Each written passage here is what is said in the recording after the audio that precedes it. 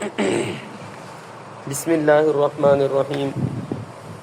یہ سورۃ نور ہے جس کے دو احکامات کل بیان کر دیے گئے تھے، اور اس کا وجہ تسمیہ یعنی نام رکھنے کی وجہ یہ ہے کہ اس کے اندر چند احکامات ایسے بتائے گئے ہیں جو اجتماعی زندگی کے اندر عفت، پاک دامنی، عصمت، شرم و حیا اور جیسے ایسے قوانین پر مشتمل ہے۔ یہ سورت جو انسان کی جو اجتماعی زندگی ہے اس کی راہ کو ہموار کرتے ہیں اور منور کرتے ہیں۔ اور دوسرا اس کے اندر سورت کے اندر جو کل دو احکامات بیان کر دیے گئے اس میں زنا کی سزا بھی بتائی گئی، اور زنا جیسا بڑا گناہ جس سے سرزد ہو جاتا ہے اس کے بارے میں عام جو ایک تاثر ہوتا ہے وہ بھی بتایا گیا کہ ایک آدمی جو خود برا ہوگا وہی ایسی عورت کو ایکسیپٹ کرنے اور شریک حیات بنانے کے لیے تیار ہوگا، اور ایک عورت جو خود اس گناہ میں ملوث ہوگی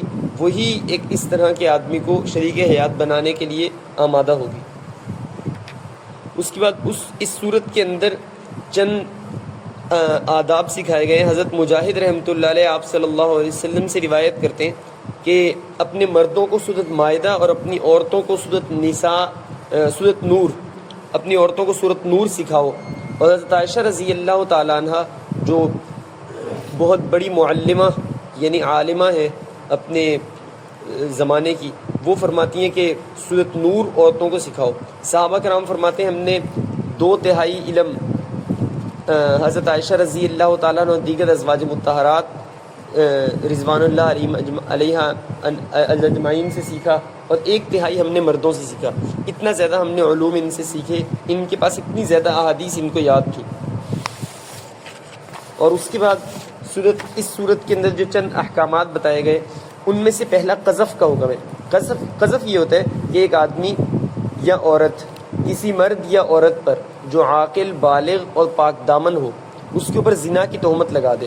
اگر زنا کی تہمت کسی کے اوپر لگ جائے تو پھر اس کا طریقہ یہ ہوتا ہے کہ یا تو وہ 4 گواہ لے آئے، اگر 4 گواہ نہیں لا سکتا تو پھر اس کو 80 کوڑے لگائے جائیں گے، جو اس صورت کے اندر بتایا گیا والذین یرمون المحصنات، جو پاک دامن عورتوں پر تہمت لگا دیں، اس میں مرد بھی داخل ہے، چاہے کسی پاک دامن مرد پہ کوئی تہمت لگا دے، ثم لم یأتوا بأربعۃ شہداء، پھر وہ 4 شہداء نہیں لاتے، 4 شہداء نہیں لا سکے، گواہ نہیں لا سکے، فجلدوہم 80 جلدہ، پھر ان کو 80 کوڑے لگائے جائیں گے اس سزا میں کہ آپ نے یہ تہمت لگائی۔ اگر وہ واقعی تہمت ہے تو پھر اس کی سزا 80 کوڑے ہے۔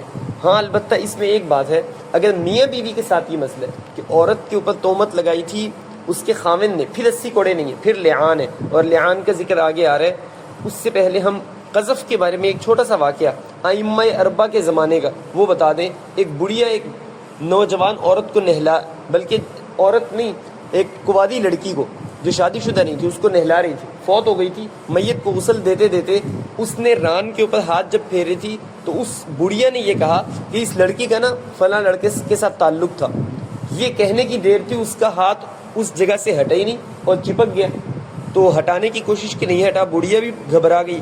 اتنے میں جب لوگوں نے کوشش کے باوجود یہ پتہ چل گیا ہاتھ اب نہیں ہٹے گا، تو اب یہ فیصلہ کرنے کی طرف لوگ گئے کہ ہاتھ کو کاٹا جائے یا اس کوادی لڑکی کی ران کا اتنا گوشت کاٹ دیا جائے۔ تو امام صاحب کے پاس مسئلہ گیا، تو لڑکی والے جو تھے میت کے گھر والے انہوں نے کہا کہ ہم اپنی میت کا گوشت نہیں کاٹنے دیں گے، بڑھیا کا ہاتھ کاٹا جائے، اور بڑھیا کے گھر والے کہے نہیں، جو فوت پہلے بھی ہو چکی ہے اس کا گوشت کاٹا جائے۔ تو امام صاحب کے پاس مسئلہ پوچھنے کے لیے یہ گئے نا کہ کس کا ہاتھ کاٹیں یا گوشت کاٹیں، تو امام صاحب نے کہا دونوں کو کاٹنے کی ضرورت نہیں ہے، مجھے یہ بتاؤ بڑھیا نے کوئی بات تو نہیں کہی تھی؟ لوگوں نے کہا ہاں بڑھیا نے یہ کہا تھا۔ تو انہوں نے کہا یہ بڑھیا کو 80 کوڑے لگاؤ، اگر یہ خبر ہو، اگر یہ اس نے الزام لگایا تھا نا تو ہاتھ اتر جائے گا، اور 80ویں کوڑے پہ اس کا ہاتھ اتر گیا۔ تو یہ اللہ تعالیٰ کبھی کبھی دکھا دیتے ہوتے ہیں کہ کسی کے اوپر الزام لگانے کی کیا سزا ہے۔ گالی جو عام روٹین میں بات بے بات ہم دیتے ہیں، والدہ اور بہن عزت سے گھر میں بیٹھے ہوئے اور ان کا نام گالی کے اندر استعمال ہو رہا ہے، اور وہ بھی ایک بہت نامناسب گالی، جن کو اللہ تعالیٰ نے رسپیکٹ سے گھر بٹھایا ہوا، ان کی ہم انسلٹ اس لیے کر رہے ہیں کہ میرے دوست کے دل میں میری رسپیکٹ ہو جائے۔ حالانکہ قرآن میں آپ صلی اللہ علیہ وسلم کی حدیث ہے جب میری امت گالی گلوچ کو اختیار کرے گی تو اللہ کی نظروں میں گر جائے گی، اور ہمارے ہاں دوست کے سامنے اپنی عزت کو بڑھانے کا کرائیٹیریا گھر میں رسپیکٹ فل شخصیات کی انسلٹ کرنا ہو گیا۔ اللہ تعالیٰ ہمیں اس سے بچائیں۔ اس کے بعد لعان ہے، اگر خامن نے بیوی کے اوپر الزام لگایا زنا کا تو اور 4 گواہ نہیں لا سکا تو 80 کوڑے نہیں بلکہ لعان ہے، اور لعان کے وہ الفاظ قرآن مجید میں ہیں کہ کس انداز میں لعان ہوگا۔ پہلے تو قاضی کے پاس جائیں گے، قاضی بتائے گا کہ یہ الفاظ ہیں، ان الفاظ سے لعان کرو تو جدائی ہو جائے گی، اور دوسرا یہ اگر جدائی سے بچنا چاہتے ہو تو پھر اعتراف کر لو، یا تو عورت اعتراف کرے کہ میں نے واقعی میرے سے یہ غلطی ہوئی ہے تو شادی شدہ کو سنسار کر دیا جائے گا، عورت کو وہ آخرت کی سزا سے بچ جائے گی، یا پھر مرد یہ اقرار کرے کہ میں نے جھوٹا الزام لگایا، اس کو 80 کوڑے لگ جائیں گے، آخرت کی سزا سے بچ جائے گا۔ اگر نہ مرد اقرار کرتا ہے جھوٹے الزام کا، نہ عورت زنا کا اقرار کرتی ہے، تو پھر اس شکل میں دونوں لعان کریں گے۔ مرد کہے گا کہ اس نے ایسا کیا ہے، اور اگر ایسا نہیں کیا 4 دفعہ لعنت کی قسم کھائے گا، 5ویں دفعہ کہے گا کہ اگر میں جھوٹ بول رہا ہوں اور وہ سچ بول رہی ہے تو پھر میرے اوپر اللہ تعالیٰ کا عذاب اور اللہ تعالیٰ کی لعنت ہو۔ 5 قسمیں اس طرح کھائے گا، 5ویں قسم پہ یہ کہے گا۔ عورت بھی 4 قسمیں کھائے گی اس کی کہ میں نے ایسا نہیں کیا، 5ویں قسم پہ کہے گی اگر میں جھوٹ بول رہی ہوں تو پھر میرے اوپر اللہ تعالیٰ کی لعنت ہو۔ اس کو لعان کہتے ہیں۔ لیکن اگر ایسا لعان کر لیا، اس سے پہلے اعتراف نہیں کیا تھا کسی ایک نے جرم کا، اب قاضی ان دونوں کے درمیان میں تفریق کر دے گا۔ تفریق کے بعد اگر بچہ پیدا ہوا، عورت پریگننٹ تھی، بچہ پیدا ہو گیا، تو اب وہ بچہ کس کی طرف منسوب ہوگا؟ اگر خامن انکار کرتا ہے کہ یہ میرا بچہ ہی نہیں ہے تو پھر وہ بچہ اکیلی ماں کی طرف منسوب ہوگا۔ اب اس کے بعد یہ آیت نمبر 27 اور 28 کے اندر مزید آداب بتائے کہ کوئی بھی کسی کے گھر میں بغیر اجازت کے داخل نہ ہو۔ آپ صلی اللہ علیہ وسلم سے ایک دفعہ ایک عورت نے پوچھا، یا رسول اللہ خامن کا کوئی حق تو بتائیں، میرے اوپر کیا حق ہے کہ میں ادا کروں؟ آپ صلی اللہ علیہ وسلم، میں جس کو خامن پسند نہیں کرتا اس کی غیر موجودگی میں وہ تمہارا گھر ہی نہ آئے تاکہ الزام کا موقع ہی نہ بنے۔ تو اور بھی آپ صلی اللہ علیہ وسلم نے آداب بتائے، کسی کے گھر میں داخل ہونے سے پہلے اجازت کا حکم، اجازت کا بتایا۔ اس کے بعد نظریں جھکانے کا جو 31 اور 30 نمبر آیت کے اندر حکم ہے، اس کے اندر صاف پتہ چلتا ہے کہ پردے کا حکم دیگر جگہوں پہ بھی ہے۔ سورۃ احزاب کے اندر ہے، یدنین علیہن من جلابیبہن ذالک ادنی ان یعرفن فلا یؤذین، گھونگھٹ لٹکا کے رکھیں تاکہ پہچانی جائے کہ یہ شریف زادی ہیں اور ان کو کوئی ستائے نہیں۔ یہ بھی کہا، اور یہ بھی کہا اپنی بیویوں کو قل لازواجک و بناتک و نساء المؤمنین، اپنی بیویوں کو، اپنی بیٹیوں کو، مسلمان عورتوں کو کہہ دو کہ وہ گھونگھٹ لٹکا کے رکھیں۔ اور دیگر جگہوں پہ بھی پردے کا حکم ہے، لیکن یہاں پہ جو پردے کا حکم ہے مردوں کو پہلے اور عورتوں کو بعد میں۔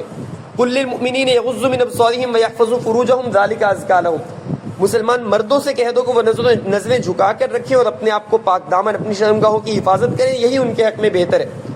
دوسرے نمبر پہ کہا مسلمان عورتوں کو کہہ دو قل للمؤمنات یغضضن من ابصارہن ویحفظن فروجہن ولا یبدین زینتہن، عورتوں کو کہہ دو کہ وہ اپنی نظروں کو جھکا کے رکھیں، اپنے آپ کو پاک دامن رکھیں، اپنی شرمگاہوں کی حفاظت کریں اور اپنی زینت کو ظاہر نہ کریں، الا لبعولتہن و آبائہن۔ پھر آگے سارے رشتہ دار بتائے کن کے علاوہ کے سامنے زینت کو ظاہر نہیں کرنا۔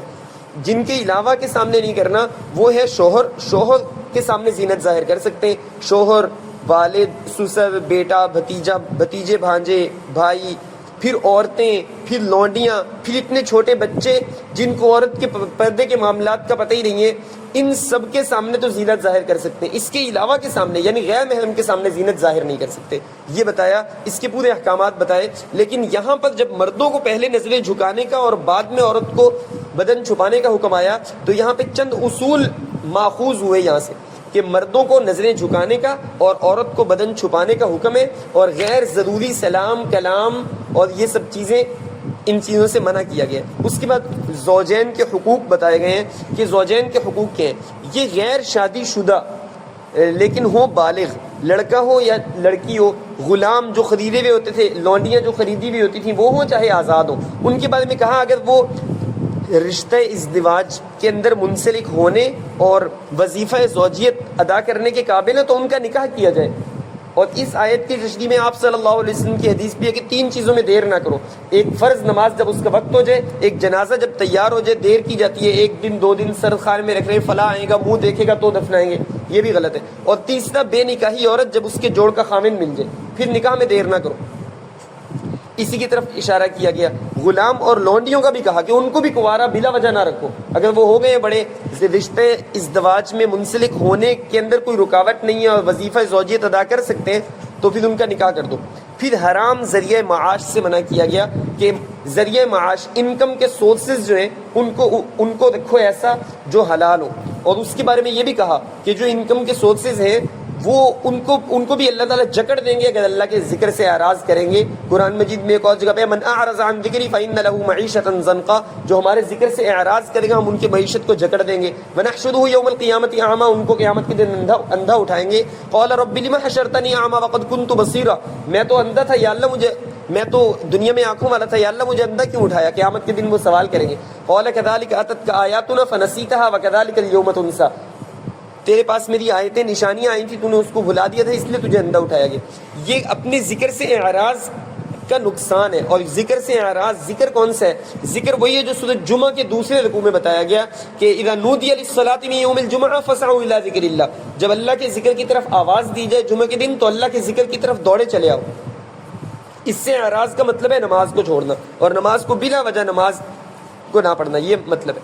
اس کے بعد نیند کے اوقات کے اندر، نیند کے اوقات کون سے ہیں؟ بعد صلاۃ الفجر وحین تدعون ثیابکم من الظہیرۃ ومن بعد صلاۃ العشاء، عشاء کے بعد ظہر کے قیلولے کے ٹائم جو سونے کے اوقات ہے.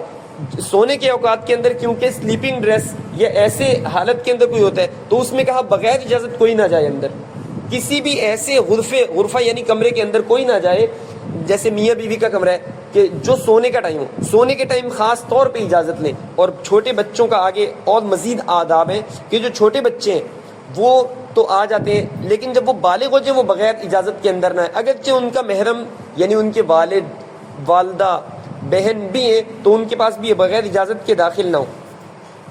اس کے بعد یہ بتایا کہ جو خواتین اتنی بوڑھی ہو چکی ہیں، اس آگے آیات کا مفہوم ہے، جو اتنی بوڑھی ہو گئی ہیں کہ نکاح کی عمر بھی گزر گئی، اب ان کی ادھیڑ عمر پہ پہنچ گئی، تو پھر پردے کے وہ احکامات نہیں ہیں جو کنواری بچیوں کے یا جوان شادی شدہ عورتوں کے ہیں. وہ احکامات اتنی بوڑھی عورتوں کے نہیں ہیں، بیچاری اپنی بیماریوں اور مشقت اور اس زندگی کے اندر ہے تو پردے کے اتنے سخت احکامات ان کے لیے نہیں ہیں. اس کی طرف اشارہ کیا.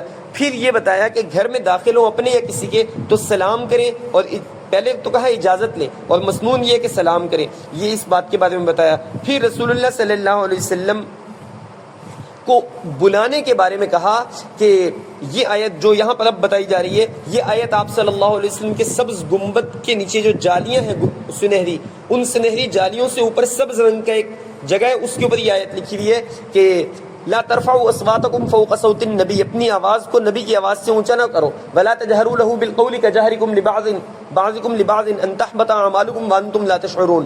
اور جیسے ایک دوسرے کو آواز دیتے ہو او فلاں او فلاں، اس طرح نبی کو آواز نہ دو.